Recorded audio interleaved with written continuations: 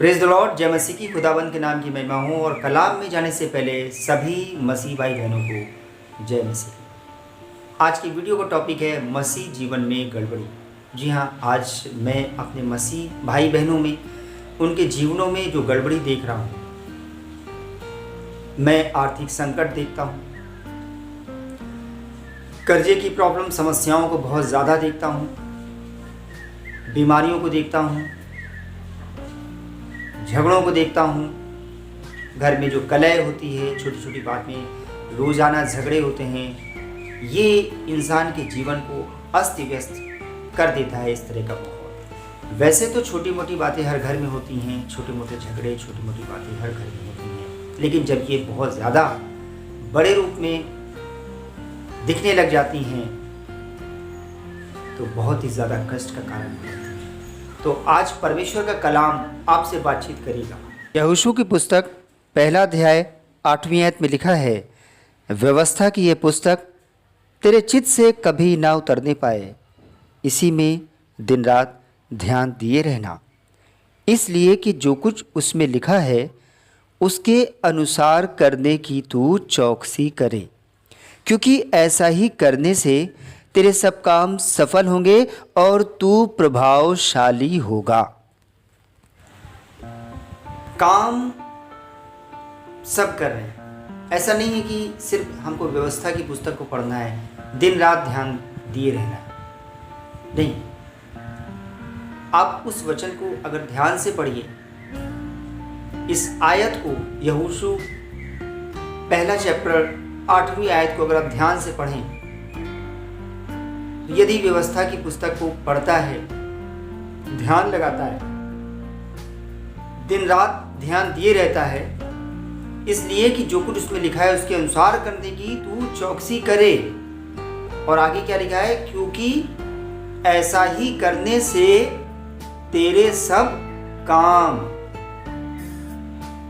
जो काम हम करते हैं, जो बिजनेस हम करते हैं, जो जॉब प्रोफेशन में आप हैं, आप सर्विस करते हैं या बिजनेस करते हैं, ये मैं नहीं जानता हूँ, लेकिन काम करते हैं ना, तो कैसे काम करने से सफल होंगे? तेरे सब काम सफल।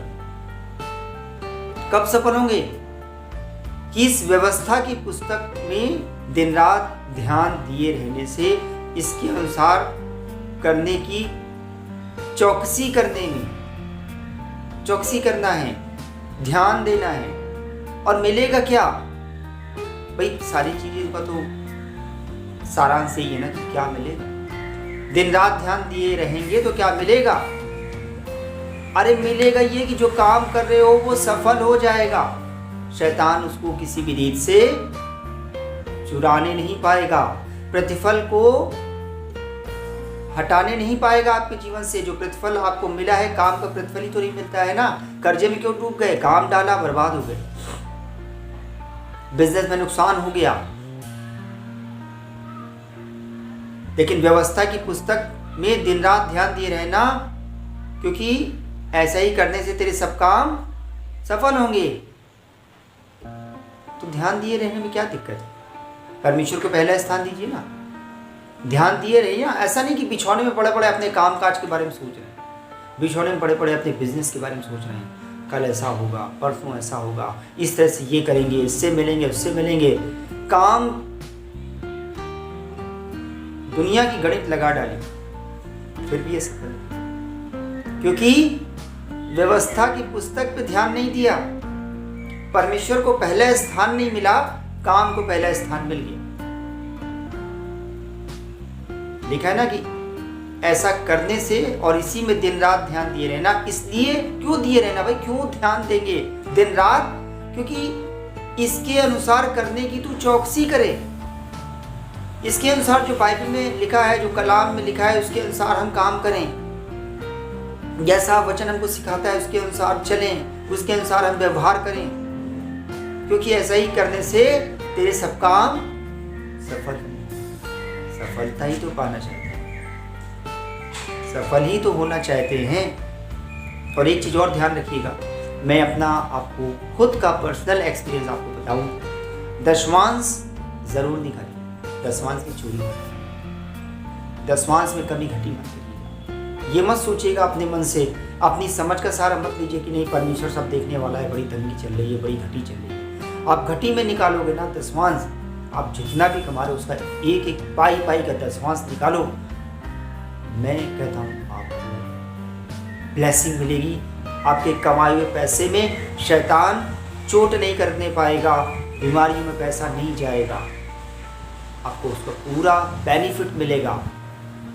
इसलिए वापस आ जाइए, परमेश्वर आपसे बहुत प्रेम करते हैं। भटक तो जब सभी लोग, कभी कभी हम लोग भी भटक जाते हैं, अपने कामकाज में इतना ज़्यादा व्यस्त हो जाते हैं कि व्यवस्था की पुस्तक को पढ़ने में कमी कर देते हैं, परमेश्वर के साथ समय बिताने में कमी कर देते हैं, और ये कमी आई और सावधानी हटी तो फिर आप तो आगे जानते हैं दुर्घटना घटी। परमेश्वर को अपने साथ लेकर के चलिए। परमेश्वर का कलाम जो है सामर्थ्य से भरा हुआ है, जब ये काम करेगा ना तो शत्रु आपको चोट नहीं करने पाएगा। और बच्चों पे ज़्यादा बाउंडेशन लगा के उनको कंट्रोल करने से बेहतर है कि अपने आप को कंट्रोल करें। अपने बच्चों को मोबाइल देखने से हम मना करते हैं, टीवी ज़्यादा देखने से हम मना करते हैं, और उनसे बोलते हैं पढ़ाई पे ध्यान लगाओ। बाइबल पढ़ने के लिए हम इनसे बाध्य करते हैं। सुबह उठ के सबसे पहले अपने दिन की शुरुआत बाइबल पढ़ने से करिए। मैं आपसे पूछता हूँ, आप मोबाइल नहीं देखती?